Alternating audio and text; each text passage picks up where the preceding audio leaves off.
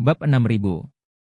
Guru Jingking berkata, meskipun saya mempelajari agama Buddha, pandangan batin tentang Zifu adalah kunci dari latihan Tao. Zifu adalah ajaran klasik Tao yang menyatakan bahwa para biksu menyimpan tempat di mana energi spiritual itu nyata. Tetapi lautan kesadaran yang disebutkan dalam agama Buddha juga ada di Zifu. Lautan kesadaran? Nanako semakin bingung. Konsep ini, sepertinya saya belum pernah mendengarnya. Guru Jingking berkata, Sutra Lankavatara menyebutkan bahwa lautan kesadaran tersembunyi selalu ada. Dan ia digerakkan oleh angin alam. Segala jenis gelombang kesadaran melompat dan berinkarnasi. Itu adalah lautan kesadaran. Nanako memikirkan sesuatu dan tiba-tiba berseru. Lautan kesadaran? Apakah lautan tanpa batas yang selalu mendorong kesadaran keluar? Guru Jingking bertanya dengan ekspresi terkejut. Apakah penganutnya sudah bisa merasakan lautan itu? Apakah itu tak berbatas, tak berangin, tak berombak, dan dalam? Lautan di dasar. Nanako mengangguk, ya. Guru Jingking berseru dengan penuh semangat. Itulah lautan kesadaran. Setelah itu, dia bertanya lagi. Apakah penyembah itu menemukan lautan kesadaran sendirian? Nanako setelah memikirkannya, baiklah. Ahli seni bela diri mengajari kami bahwa penglihatan endoskopi adalah merasakan meridian dan dantian, tapi entah bagaimana saya berakhir di laut itu. Saat dia belajar bela diri dengan Matteo di Champs-Élysées, dia pernah mencoba penglihatan endoskopi. Dia menemukan lautan kesadaran tanpa guru. Tapi Aosue, yang sedang berlatih bersama, bahkan tidak bisa mengintip ke dalam meridian. Bahkan Charlie belum pernah mencapai levelnya. Namun, pada saat itu, baik Nanako maupun Charlie tidak mengetahui apa maksud dari keadaan ini. Tuan Jingking sama sekali tidak tenang.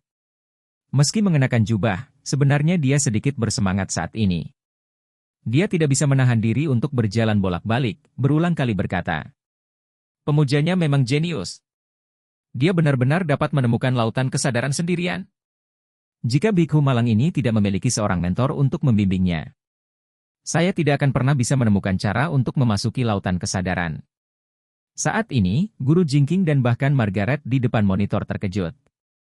Dia baru saja mendengar dari bawahannya bahwa Nanako membuat kemajuan pesat dalam seni bela diri dan merupakan seorang jenius yang langka. Jadi dia merasa bahwa Nanako harus menjadi orang di sekitar Charlie yang memiliki peluang terbaik untuk mendapatkan pencerahan. Jadi dia menemukan Guru Jingking dan memintanya untuk membimbing Nanako menuju pencerahan. Namun siapa sangka Nanako sendiri sudah memahami separuh kebenarannya. Dia tidak bisa membantu tetapi detak jantungnya semakin cepat. Dan dia menatap monitor tanpa berkedip. Di Aula Buddha, Nanako tidak mengerti mengapa Guru Jingking terkejut bahwa dia bisa memasuki lautan kesadaran. Bagaimanapun, hal itu tampaknya tidak sulit baginya. Meski rasanya ada banyak kesalahan setelah dia berhasil sekali. Dia menguasai metode memasuki lautan kesadaran. Metode ini memungkinkannya untuk maju dalam seni bela diri dan menjadi sangat cepat. Tapi selain itu, Nanako tidak tahu apa gunanya. Pada saat ini, Guru Jingking akhirnya pulih dari keterkejutannya. Jadi dia segera bertanya kepada Nanako, penyembah, setelah kamu memasuki lautan kesadaran, pernahkah kamu berpikir untuk memasuki laut itu? Nanako mengangguk dan berkata dengan jujur.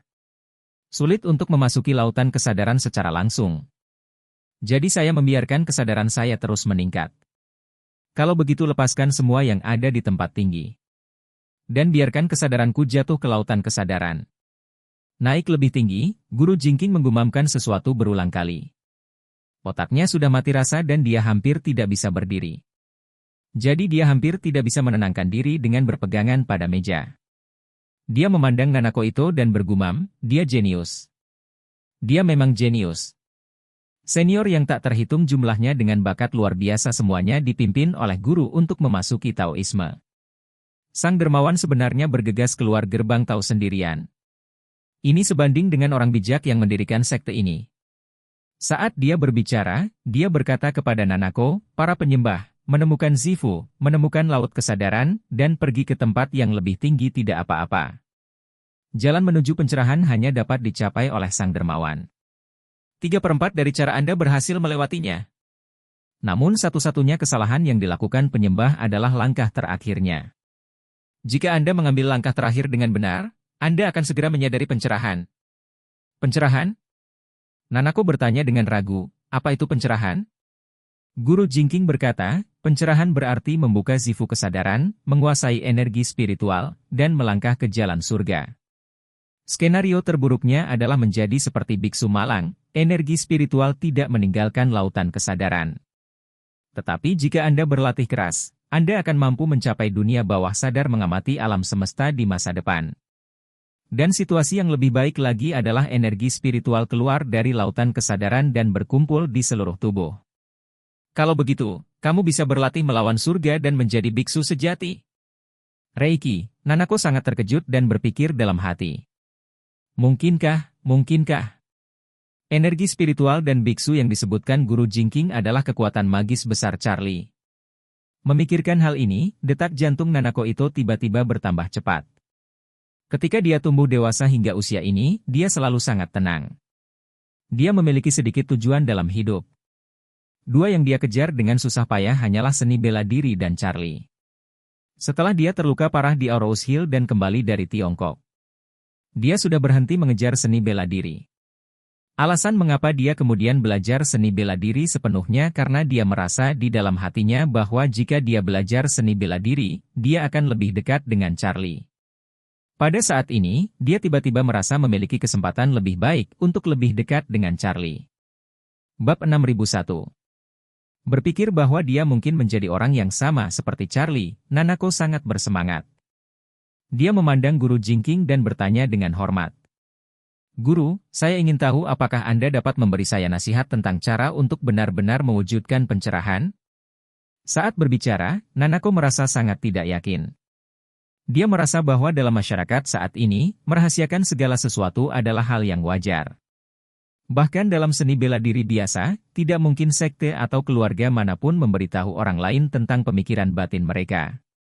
Apalagi budidaya tingkat tinggi seperti itu. Namun, dia tetap ingin mencobanya. Karena dia merasa karena Guru Jingking telah memberitahunya begitu banyak. Mungkin dia bersedia mengatakan lebih banyak lagi untuk membuatnya tiba-tiba tercerahkan. Guru Jingking menarik napas dalam-dalam saat ini dan tidak bisa menahan nafas. Seorang penyembah memiliki bakat yang luar biasa. Dan saya tidak bisa hanya duduk diam dan menyaksikan bakat seorang pemuja dikubur dan disia-siakan. Dia pada dasarnya telah menemukan kunci menuju pencerahan. Tetapi satu-satunya langkah yang salah adalah, pemujalah yang seharusnya tidak mencoba membiarkan kesadarannya memasuki lautan kesadaran dengan melompat. Metode ini tidak bisa memasuki lautan kesadaran. Nanako dengan cepat bertanya. Lalu bagaimana kita bisa memasuki lautan kesadaran? Guru Jingking mengucapkan kata demi kata. Biarkan kesadaran spiritual menyatu. Berbaur. Nanako berseru, mungkinkah saya membiarkan kesadaran spiritual saya menyatu dengan lautan kesadaran itu? Itu benar. Tuan Jingking mengangguk dan berkata dengan serius. Para penyembah, apa yang disebut lautan kesadaran sama seperti alam semesta yang saya sebutkan. Jika sang dermawan menganggap kesadarannya sendiri sebagai dirinya sendiri. Ini setara dengan seseorang yang melompat ke laut. Lautan sangat luas, tapi apa yang bisa dilihat manusia hanya berjarak 10 kaki atau puluhan kaki. Hanya dengan mengintegrasikan kesadaran ilahi ke dalam lautan kesadaran ilahi dapat mengendalikan seluruh lautan kesadaran. Sehingga seluruh lautan kesadaran dapat secara intuitif dihadirkan kepada diri sendiri seperti bola dunia. Jadi, pemujanya tidak boleh memasuki lautan kesadaran dengan apa yang disebut sebagai kesadaran subjektif, aku. Tetapi definisi diri dalam kesadaran spiritual harus ditinggalkan. Pada saat melompat, lepaskan seluruh diri dan biarkan kesadaran spiritual sepenuhnya memasuki kondisi tanpa pamrih. Dan ketika kesadaran tanpa pamrih terintegrasi sepenuhnya dengan lautan kesadaran, Anda akan berhasil mencapai pencerahan. Meskipun Nanako mengerti maksud Guru Jingking, dia tidak tahu apa arti sebenarnya. Keadaan tanpa diri. Ia merasa pemikiran manusia itu subjektif. Ketika memikirkan masalah kapan saja dan dalam keadaan apapun, Anda harus menggunakan pemikiran Anda sendiri. Bagaimana Anda bisa meninggalkan kesadaran Anda sendiri dari kesadaran spiritual Anda sendiri? Jadi, dia bertanya pada Guru Jingking. Guru, bagaimana kita bisa mencapai sikap tidak mementingkan diri sendiri? Guru Jingking berkata, tidak mementingkan diri sendiri juga merupakan alam bawah sadar yang disebutkan oleh Sang Buddha. Ini adalah keadaan yang hanya bisa dipahami tetapi tidak bisa diungkapkan dengan kata-kata. Sebagai seorang bikhu yang malang pada saat itu, saya tidak mengerti bagaimana menjadi orang yang benar-benar tidak mementingkan diri sendiri. Saya memerlukan waktu 8 tahun untuk akhirnya menemukan keadaan itu. Oleh karena itu, pemuja hanya dapat mencoba dan mencari sendiri secara perlahan. Dan bikhu malang itu tidak dapat memberikan nasihat atau bantuan apapun. Nanako tidak kecewa dan berkata dengan penuh hormat. Terima kasih, Guru, atas nasihat Anda. Saya akan mencoba yang terbaik. Guru Jingking berkata, penyembah, Anda juga dapat mencobanya sekarang. Meskipun biksu malang itu tidak dapat membantumu, sebagai pengamat. Saya mungkin bisa memberikan beberapa saran pribadi kepada biksu malang itu berdasarkan kemajuannya. Nanako ragu-ragu sejenak, mengangguk sedikit, dan berkata, terima kasih banyak. Setelah itu, dia bertanya, kalau begitu izinkan saya mencobanya sekarang, oke? Tuan Jingking berdiri dengan satu tangan di dada. Menunjuk ke kasur di bawah panggung ceramah bagi para murid untuk duduk bersila dan bermeditasi. Dan berkata, Amitabha, tolong beri saya bantuan. Di halaman lain, Margaret memandang Nanako di monitor dan bertanya kepada Sister San di sampingnya. Saudari San, Jingking membutuhkan 8 tahun untuk menyadari Taoisme. Menurutmu berapa lama waktu yang dibutuhkan Nanako?